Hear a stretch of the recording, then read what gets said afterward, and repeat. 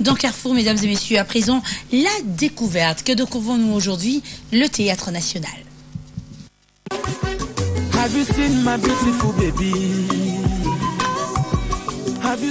La compagnie Théâtre National Congolais est une institution spécialisée du ministère de la Jeunesse, Sport, Culture et Arts de la République démocratique du Congo, créée en 1978 par ordonnance présidentielle numéro 78/300 du 6 juillet 1978.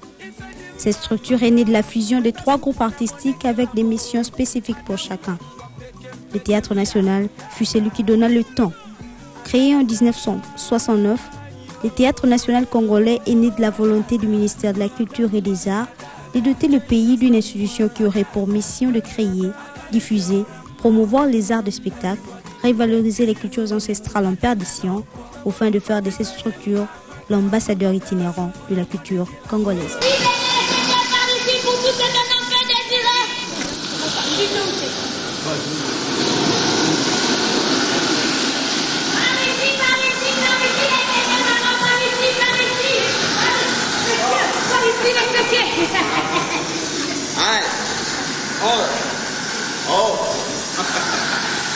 Dis donc la belle, ce n'est pas du lot soit boulaï que je veux. Mais il y a les tickets, les tout non.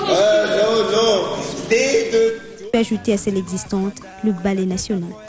Et en 1967, la direction des spectacles populaires et l'orchestre Tango Yabawendo qui vont constituer la compagnie Théâtre National Congolais. Papa Marmelade, ce sont des noms à vous remplir la bouche. Gastronomique à souhait. Mais après tout, les Français ont bien le duc de Foix et le duc de Bouillon. En juillet 1978, celle-ci obtient la personnalité juridique par ordonnance présidentielle portant sa création. À ce stade, l'orchestre s'emploie encore à accompagner le ballet et les théâtres dans leur création. Maintenant que terriblement du fan peut venir ces dames et assigner à chacune d'entre elles sa juste place dans la cérémonie. Oh, mesdames, les duchesses, mesdames, les chevaliers. Allez, voilà. Madame la Sérène. Oh, Madame du petit trou. Madame du tape à l'œil. Ma chère mère. Bon. La démarche. Pour bien accomplir sa mission, la troupe de Théâtre National Congolais a connu l'apport d'une dizaine de metteurs en scène, dont une poignée venue des horizons lointains. Des dizaines de tournées à l'étranger, avec un noyau d'artistes bien rodés. À ce jour, la troupe a atteint un niveau de prestation théâtrale appréciable, d'où sa réputation. Les autorités qui sont en train de voir les images de la salle, nous leur demandons tout simplement de penser au Théâtre National. C'est devenu vétuste et qu'il faut nécessairement réhabiliter. Nous n'avons pas une salle de théâtre appropriée maintenant à Kinshasa depuis la démolition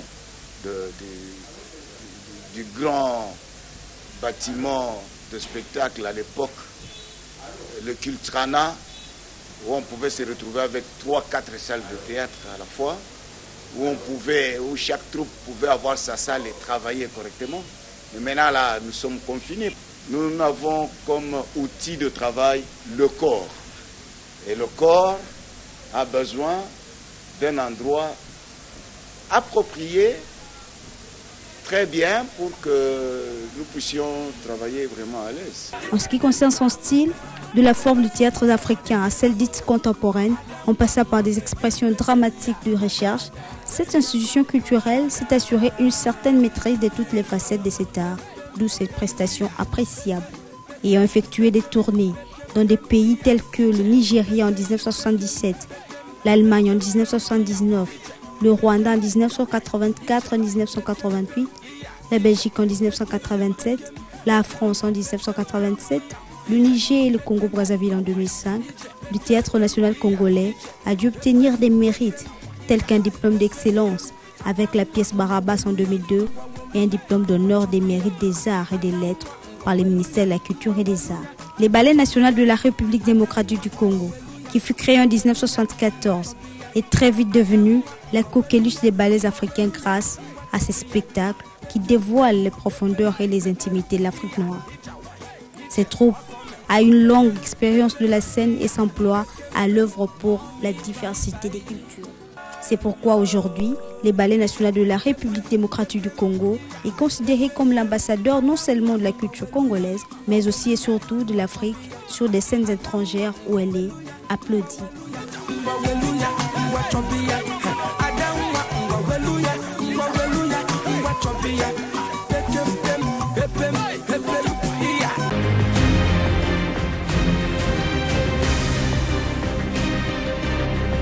Un mot, un prix, un véritable voyage pour perfectionner son intellect et s'instruire. Des candidats. Le plus chinois, bravo.